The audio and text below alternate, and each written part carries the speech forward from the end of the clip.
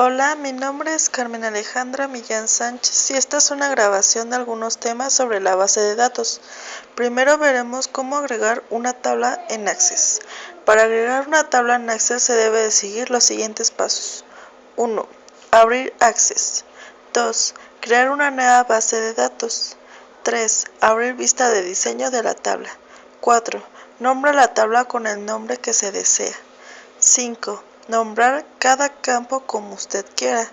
6. Seleccionar el tipo de dato, cualquiera de todas las opciones. 7. Con el tipo de dato seleccionado, modificar las propiedades del campo, como el tamaño y el formato. 8. Se elige la opción vista de hoja de datos y se pone la información deseada en cada campo. El siguiente tema es cómo hacer la base de datos. Para hacer una base de datos son los siguientes pasos. Como primer paso debemos hacer clic sobre el botón Office, después debemos seleccionar la opción de Nuevo. 2. Una vez que seleccionemos la opción de Nuevo, aparecerá una ventana como está en esta ventana, asignaremos un nombre a la base de datos, después presionaremos Crear. Una vez que presionemos Aceptar, aparecerá esta ventana en donde agregaremos los campos a la tabla. Para cambiar el nombre del primer campo, debemos dar doble clic sobre el ID. Los campos que agregaremos aparecerán en una línea hacia la derecha.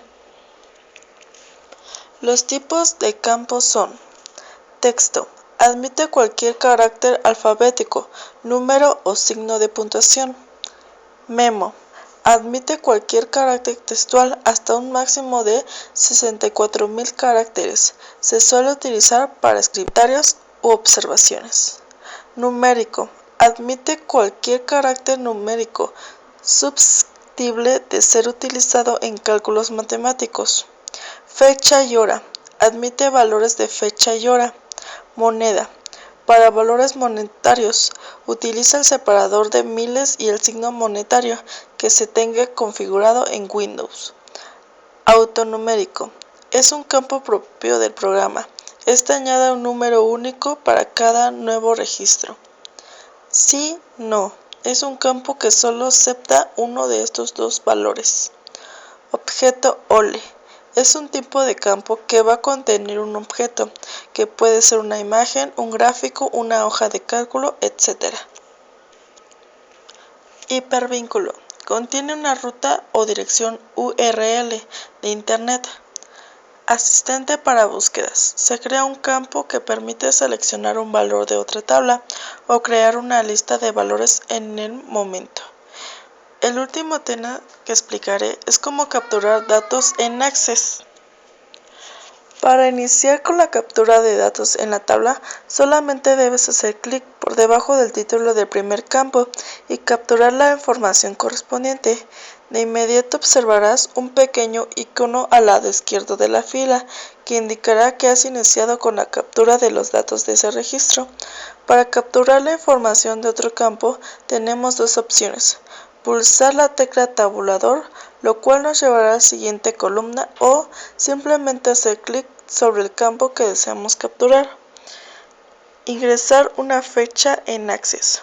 Cuando tengas un campo que ha sido previamente definido como un campo de tipo fecha, observarás que en Access muestra el pequeño icono en forma de calendario a la derecha de la celda de la captura. Al pulsar sobre este icono se mostrará un calendario de donde podrás seleccionar la fecha adecuada. Si no deseas utilizar este calendario, simplemente introduce la fecha directamente en el campo con el formato adecuado, que es utilizado una diagonal como separado de día, mes y año.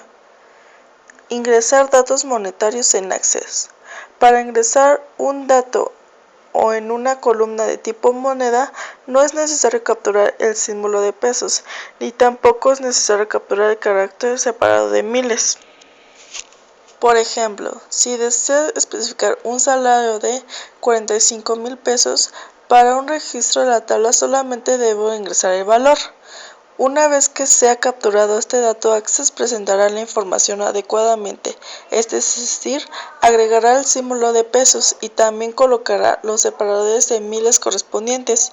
Para capturar la información en un nuevo registro, solamente debes hacer clic en el inicio de una nueva fila y capturar la información para cada uno de los campos. Finalmente, debemos pulsar el botón guardar para asegurarnos que los datos ingresados sean permanentes en la tabla. Bueno, a continuación, mi compañera de Jesús Ortiz y Ana Karen les explicará lo que ella investigó.